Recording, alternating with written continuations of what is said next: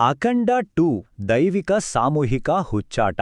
ಚಿತ್ರ ಶುರುವಾಗುವ ಮೊದಲೇ ತರ್ಕವು ತನ್ನ ಬ್ಯಾಗ್ಗಳನ್ನ ಪ್ಯಾಕ್ ಮಾಡಿಕೊಂಡು ಥಿಯೇಟರ್ನಿಂದ ಹೊರ ನಡೆದಿತ್ತು. ಅಂದ್ರೆ ಅರ್ಥ ತುಂಬಾ ಸರಳ. ಈ ಸಿನಿಮಾದಲ್ಲಿ ಲಾಜಿಕ್ ಅನ್ನೋದನ್ನ ಮಾತ್ರ ಹುಡುಕೋಕೆ ಹೋಗ್ಬೇಡಿ ಅಂತ. ಅಣ್ಣ ನಿನ್ನ ಮಾತು ಕೇಳ್ತಾ ಇದ್ರೆ ಕುಡ್ದಿರೋ ಕಿಕ್ಕೆಲ್ಲ ಇಳ್ತೋಗ್ತಾ ಇದೆಯಲ್ಲಣ್ಣ.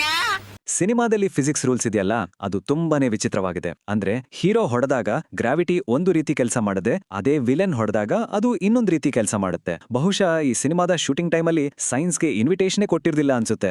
ಭೌತಶಾಸ್ತ್ರ ಒಂದೇ ಅಲ್ಲ, ಇಲ್ಲಿ ವಿಲನ್ಗಳು ಸೋಲೋ ರೀತಿ ಕೂಡ ತುಂಬಾನೇ ಬೇರೆ. ಅವ್ರು ಸುಮ್ನೆ ಸಾಯಲ್ಲ, ಬದಲಿಗೆ ತಮ್ಮ ಸಾವನ್ನೇ ಒಂದು ದೊಡ್ಡ ಶೋ ತರ ಮಾಡ್ಬಿಡ್ತಾರೆ. ಇಲ್ಲಿ ವಿಲನ್ಗಳು ಸಾಯೋಕೆ ಅಂತಾನೆ ಒಂದು ರೂಲ್ ಬುಕ್ ಇದ್ದಾಗೆ ಇದೆ. ಮೊದಲನೇ ರೂಲ್, ಸಾಯೋಕೆ ಮುಂಚೆ ಕನಿಷ್ಠ 3 ಪಲ್ಟಿ ಹೊಡಿಲೇಬೇಕು. ಎರಡನೇ ರೂಲ್, ಡ್ರಾಮ್ಯಾಟಿಕ್ ಎಫೆಕ್ಟ್ಗೋಸ್ಕರ 2 ಸ್ಪಿನ್ ಹಾಕ್ಲೇಬೇಕು.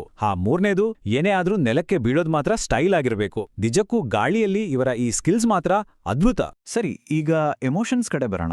ಇಲ್ಲಿ ಪ್ರತಿಯೊಂದು ಎಮೋಷನ್ ಕೂಡ ಫಾಸ್ಟ್ ಫಾರ್ವರ್ಡ್ ಮೋಡ್ನಲ್ಲೇ ನಡೆಯುತ್ತೆ. ಪಾತ್ರಗಳು ಒಂದು ಕ್ಷಣದಲ್ಲಿ ಕೋಪ ಮಾಡ್ಕೋತಾರೆ, ಇನ್ನೊಂದು ಕ್ಷಣದಲ್ಲಿ ಕ್ಷಮಿಸಿ ಬಿಡ್ತಾರೆ, ಮತ್ತೊಂದು ಕ್ಷಣದಲ್ಲಿ ಅಳೋಕ್ ಶುರು ಮಾಡಿಬಿಡ್ತಾರೆ. ಅಂದ್ರೆ ಒಂದು ಭಾವನೆ ಬೆಳೆಯೋಕೆ ಇಲ್ಲಿ ಟೈಮೇ ಇಲ್ಲ.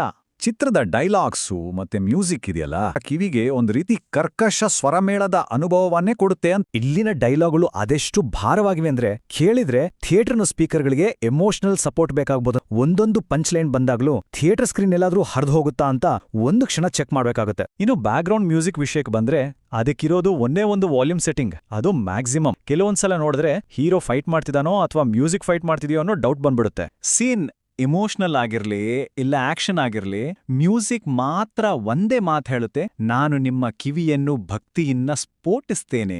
ಇಷ್ಟೆಲ್ಲ ಸೌಂಡು, ಡೈಲಾಗು, ಫೈಟಿಂಗು, ಈ ಗದ್ದಳದ ಮಧ್ಯೆ ಕಥೆಯಲ್ಲಿದೆ. ಈ ಸಿನಿಮಾದಲ್ಲಿ ಸ್ಟೋರಿ ಅನ್ನೋದು ಯಾಕೆ ಒಂದು ಸೈಡ್ ಕ್ಯಾರೆಕ್ಟರ್ ಆಗಿ ಉಳಿದ್ಬಿಟ್ಟಿದೆ ಅಂತ.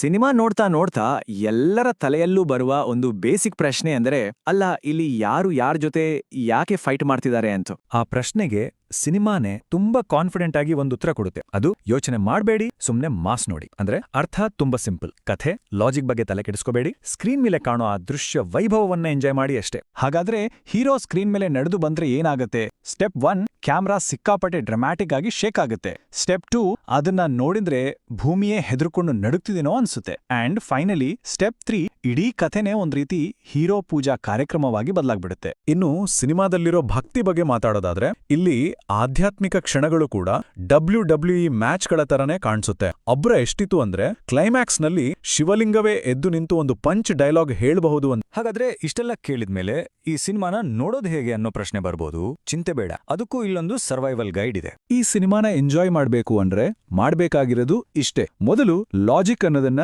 ಸ್ವಿಚ್ ಆಫ್ ಮಾಡಿ. ಎರಡನೇದು ಫಿಸಿಕ್ಸ್ ರೂಲ್ಸ್ ಅನ್ನೋದನ್ನ ಮರ್ತ್ಬಿಡಿ. ಮೂರನೇದು ಮೆದುಳಿಗೆ ಸ್ವಲ್ಪ ರೆಸ್ಟ್ ಕೊಡಿ. ಆಮೇಲೆ ಈ ದೈವಿಕ ಸಾಮೂಹಿಕ ಹುಚ್ಚಾಟವನ್ನ ಆರಾಮಾಗಿ ಎಂಜಾಯ್ ಮಾಡಿ. ಆದ್ರೆ ಒಂದು ಸಣ್ಣ ವಾರ್ನಿಂಗ್: ಒಂದು ವೇಳೆ ಈ ಸಿನಿಮಾದಲ್ಲಿ ಕಥೆ, ಆಳ ಅಥವಾ ಏನಾದ್ರೂ ಸೂಕ್ಷ್ಮವಾದ ವಿಚಾರಗಳನ್ನು ಹುಡುಕೋಕ್ ಹೋದ್ರೆ